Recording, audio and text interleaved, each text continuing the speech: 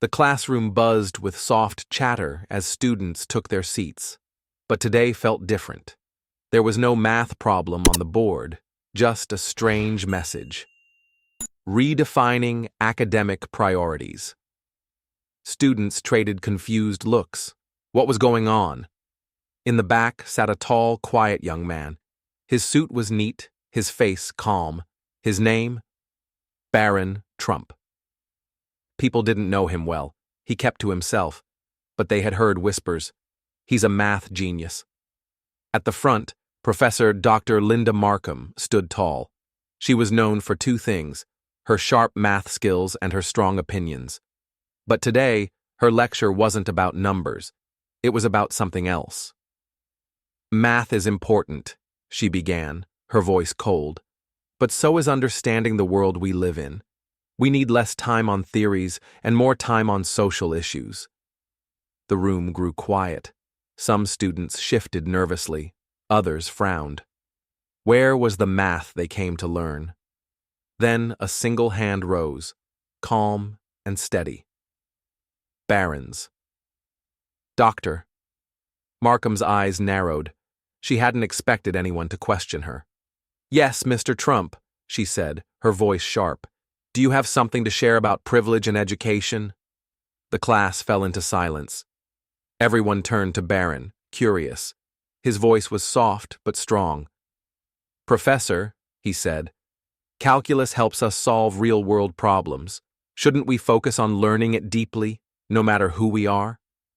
A few heads nodded. Students had been waiting for someone to speak up, but Dr. Markham's lips curled into a smirk. Interesting, she said coolly. Easy for you to say. Not everyone had private tutors and fancy schools like you. The class froze. The air felt heavy, but Barron didn't get angry. Instead, he smiled. You're right, he said calmly. I have been fortunate, but that's why I believe learning should be fair and tough, so everyone has the same chance to reach their best. The professor's smile faltered. She wasn't expecting kindness. She wanted him to argue. So her voice turned sharp. Then let's see how much you really know. She spun to the board and began to write, a monster of a problem. Equations sprawled across the whiteboard, long and twisted. Even top students gasped. This wasn't normal homework. This was graduate-level math. She stepped back with a smirk. Well, Mr. Trump, she said, care to show us your privilege in action? The class held its breath. Phones appeared, ready to record. But Barron? He simply stood, his face calm. Of course, he said softly, walking to the board. Barron stood at the front, his eyes scanning the massive equation. The classroom was so quiet you could hear the faint hum of the lights. His fingers gripped the marker, but there was no rush in his movements. Instead of fear, there was something else. Curiosity. He turned slightly to the class and spoke softly but clearly. This problem has many paths. Would you like me to use the standard method or a faster one I learned from Leibniz's original papers? The room shifted and all eyes turned to Dr. Markham. Her smirk faded, replaced by a flicker of surprise. Leibniz? She echoed. You've read his original papers? In German, Barron replied, his voice even. The translations often miss the beauty of his methods. Without waiting for her response, he began. The marker glided over the board, his hand steady, his movements quick but clear. We'll start here, he said, using a technique Euler developed in 1755. Gasps rippled through the class. He wasn't just solving the problem, he was teaching it. Each line of numbers and symbols came with an explanation. This part, he continued, simplifies the equation into something more approachable. Heads leaned forward, and notebooks opened. Even students who struggled with math felt something strange. They understood him. Dr. Markham's eyes narrowed. She searched for mistakes, but found none. Her arms folded tightly across her chest. The class, however, was hooked. Phones stayed up, recording every second. Then Barron paused, mid-solution, and turned back to the professor. "There are two ways to finish this," he said. "The standard method will fill another board, but using Leibniz's insight, we can solve it more elegantly. Which would you prefer, Professor?" For a second, the room seemed to hold its breath. But before Dr. Markham could answer, a voice from the middle of the class broke through. "Can we see both?" asked a shy student, Sarah, her voice hopeful. "This is helping me understand last week's lesson." Barron's eyes softened and he smiled warmly. "Of course," he replied, his voice kind. He turned back to the board. "Let's do both." But the professor's voice, sharp and sudden, sliced through the moment. "Enough!" she snapped, her face tight with frustration. "We don't have time for this show." Before Barron could speak, the classroom door burst open. A tall man with silver hair stepped in. It was Dean Richardson, Doctor, Markham's longtime ally. His voice boomed. "Linda, we need you for an emergency meeting." "Curriculum changes." The professor's lips curled into a smirk once more. "Well," she said with mock sweetness, "we'll have to continue this little display another time." She turned to leave, hoping to escape with her authority intact. But then, Barron's voice, calm but clear, rang out. "Professor," he said, his eyes steady, "you challenged me. In front of everyone. Walking away now would teach us something, but not about math. It would teach us that you don't have to finish what you start." A murmur spread through the room. Students exchanged glances, and some lifted their phones higher. The dean's eyes flashed with unease. "Young man," he said with warning, "are you suggesting the professor isn't upholding her integrity?" Barron, his voice respectful but firm, replied, "I'm not suggesting anything, sir. I'm stating a fact. She gave me a challenge to prove a point about privilege. I accepted. Now will she finish what she started?" The classroom buzzed with whispers, and Dr. Markham's face tightened. But before she could speak, something unexpected happened. Barron did not continue. Instead, he held out the marker to her. "Or," he said softly, "perhaps you'd like to show us your solution first. After all, knowledge, not background, should lead the way. And as our teacher, you would solve it faster than me." The class froze. Dr. Markham's smirk vanished completely. She stared at the board, her face pale. The trap had closed, but it wasn't one made of tricks. It was made of truth. The room felt like it had stopped breathing. All eyes were on Dr. Markham, the marker heavy in her hand. Her lips pressed into a thin line as she stared at the impossible equation, the very one she had created to humiliate Barron. But now the tables had turned. Her fingers trembled slightly, and the silence only made it worse.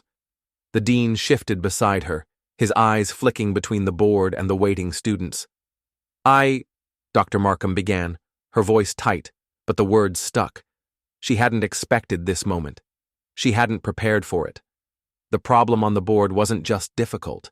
It was one she herself hadn't solved in years. Slowly, her pride cracked under the weight of the crowd's anticipation.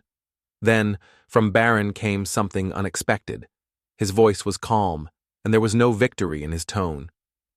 "Professor," he said gently, "perhaps we can solve it together.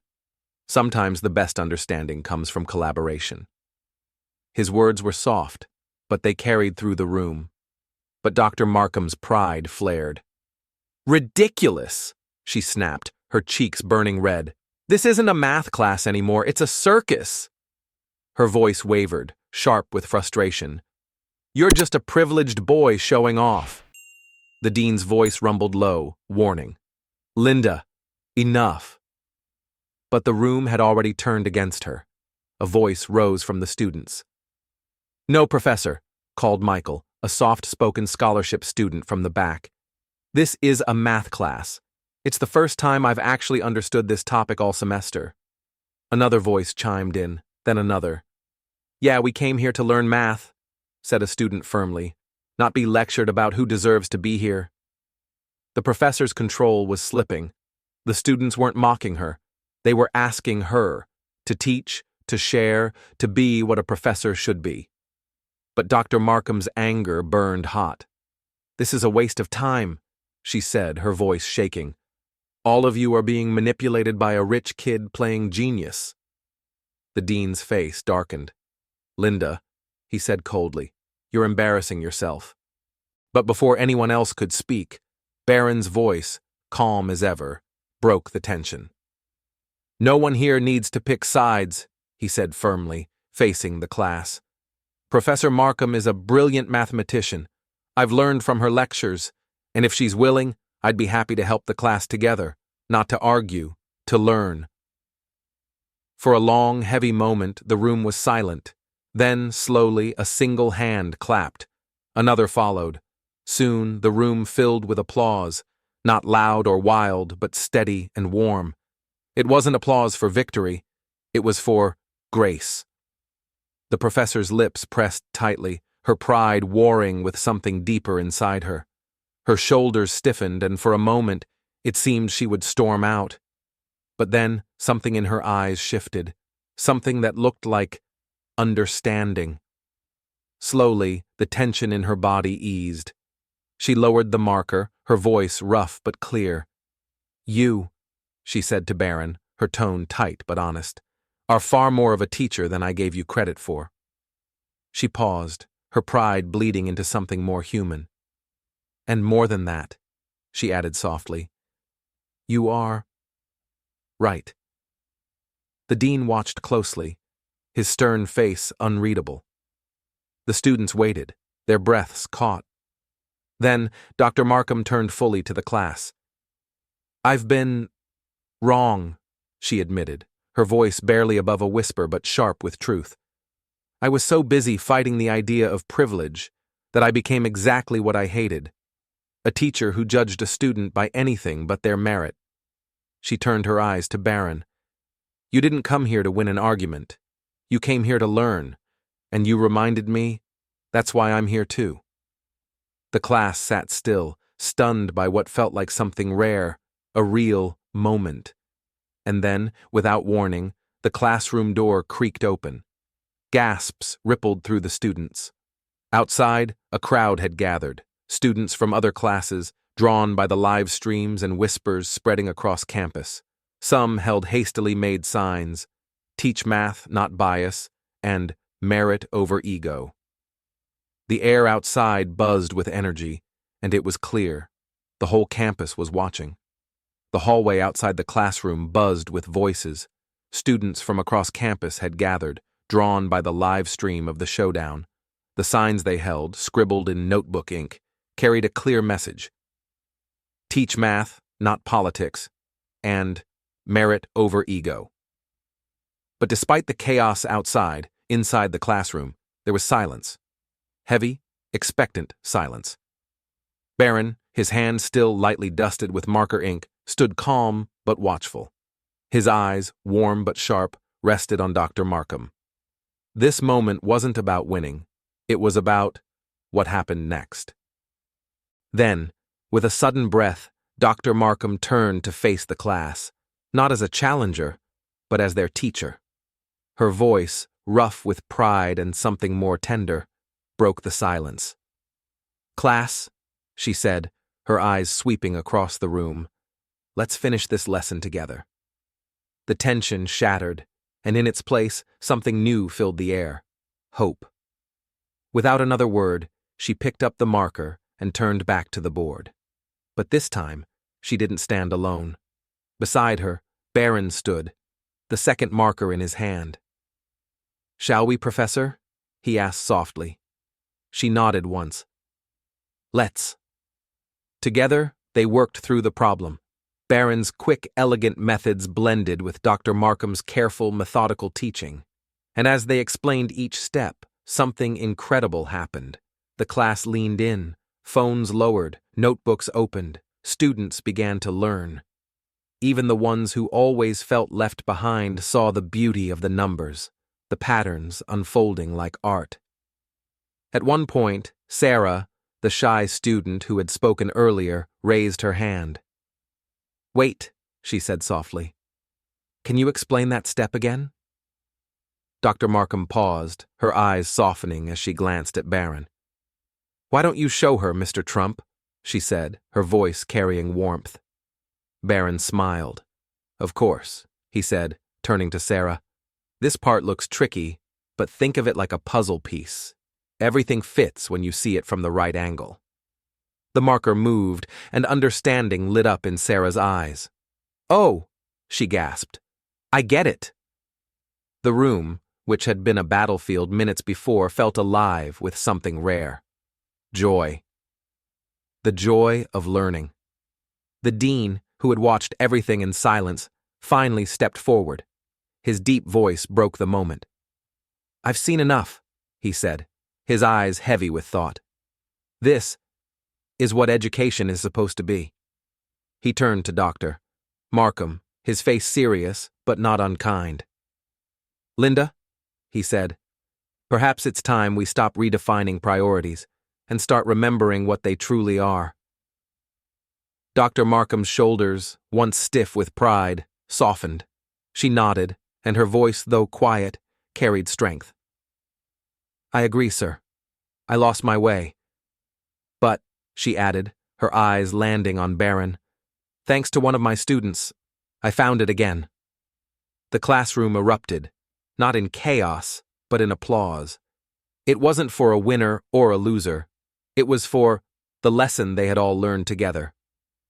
But outside, the story was far from over. The live stream of the confrontation had gone viral, millions watching, debating, and learning.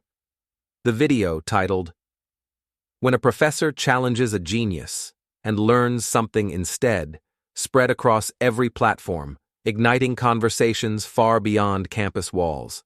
As for Barron Trump, he didn't chase the spotlight. Instead, he kept doing what he always did. He stayed late after class, helping students who struggled. He listened more than he spoke, and in every quiet moment, he lived by what he believed. That true knowledge wasn't about winning battles. It was about building bridges. This story reminds us that the greatest lessons aren't found in books or lectures. They're found in how we treat each other, especially when we disagree. If you enjoyed this powerful story, don't miss what's next. Subscribe to Legend Celeb Stories. For more captivating stories that reveal the drama, the triumphs, and the heart behind every headline. Tell us in the comments, do you think true learning comes from winning or from listening?